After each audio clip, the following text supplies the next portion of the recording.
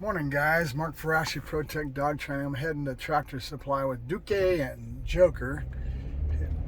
Joker's going to be used heavy as Duk-ie's mentor on this stint, and he already is. So we just went in and started using the pinch collar this morning for the first time, and I kind of did a video on it. I'll probably post it, but there's a lot of ways of doing things, but it's all the same basic principle. You've got a negative and a positive, right? The pinch collar isn't negative, but you got a dog that's pulling into that collar and pulling into a harness because of what's called opposition reflex. A lot of people don't understand that. They think that they can put a dog on a harness or on a flat collar and that dog's not going to have a problem with it. Well, what you're doing is you're going against Mother Nature.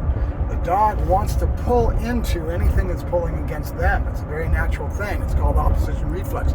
If you look at the sled dogs, there's a reason we use harnesses on those dogs, because they're pulling into the harness.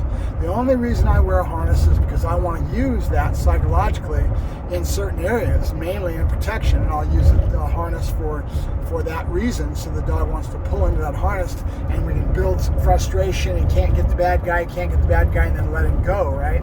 So in that regards, that's what we're doing. So that's why we don't do anything that's related to that when we're trying to get the dog to learn to loose heel, right? Loose heel and all that good stuff is important to do the right things. And a pinch collar is used because the dog doesn't feel comfortable, doesn't feel good pulling into that, right? So the dog learns to, but you want to do it with kindness and teach the dog what's called the give to pressure, and take it slow. And with this dog being a puppy, a young dog, I'm going to do it a little differently than I would an adult dog. A more mature dog, I'm going to do it a little differently than I would with a puppy, right? But if you've noticed, I'm accenting this in that video I'll post a little later today on breaking in the collar with him. For the last 2-3 days, I've put the collar on him, and I haven't hooked him up to it. He's been hooked up to the flat collar, right? So that being the case, that's kind of an easy break-in period, and now you've got to go for the gusto at some point, right? So you put that other collar on him, and now he's on the pinch, and I've already got 2 days of doing nothing but luring, coming into that hand. So now you've got a positive on one side, and then when he pulls into the collar, I'm not going to do anything except put light pressure on it, right? Doesn't feel good. Right away he tries to back off, and right when he does, I'm going to give him the right answer into my hands, click treat, and now he's learning what the answer is, right? 2 and 2 always adds up to 4. There's positive and negative, right? Doesn't mean I need to go and yank him around. It means I want to teach him to give to pressure. So I'm being very subtle with it, and I'm trying to lead into that with the puppy so we can start actually working on leading into teaching him to give to pressure. That's what the whole concept is all about.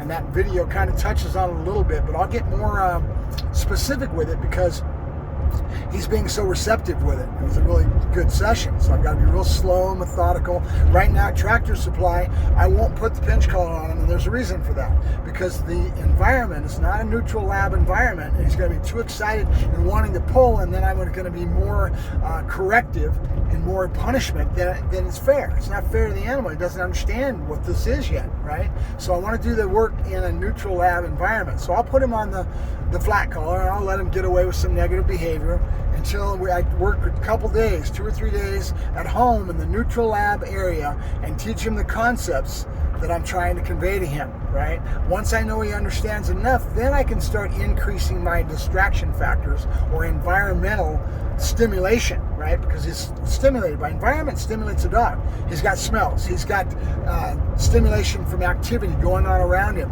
And being a young puppy, his mind is going to work in a different way, and he's going to end up getting in trouble, and I don't want to make it a corrective. Okay, I want to do it very kindly and very methodically on how I build the dog's perception and concept of what this tool is all about, right? If you do it right, it's very beneficial. If you do it wrong, you're being abusive, right? So it's important that we do it the right way, a very methodical, stepladder type of approach, right? So it's something that I'm pretty good at, and I'll slowly lead my way in it. There is no exact way. There's some basic concepts. There's positive on one side, negative on another. I don't think I mentioned pressure in that other video, which was a better way of saying it. That you have pressure in certain areas, and then he learns to give to that pressure and come into it as a positive. But in a nutshell, you can use any word you want to, but there's negative on one side and positive on the other. Doesn't mean a negative has to be such high that it's punishment and that it's abusive. It's all about the person that's using the tool. Remember, the tool is only as good as the person using it, right? That's what's important to remember, right? It's the knowledge I have and the experience with thousands of dogs under my belt that give me the experience that I need to be able to get this dog through it in the most productive way that allows to be learning to learn, right? It's all about learning, and the more you do it the right way, the dog learns to learn, and now you have a lexicon and a vocabulary that the dog can rely on, and he's going to be right there for you. So, all right, I'll go ahead and stop yakking at the screen on our way to Tractor Supply, and we'll pick it up again on another time. Thank you much. Bye-bye.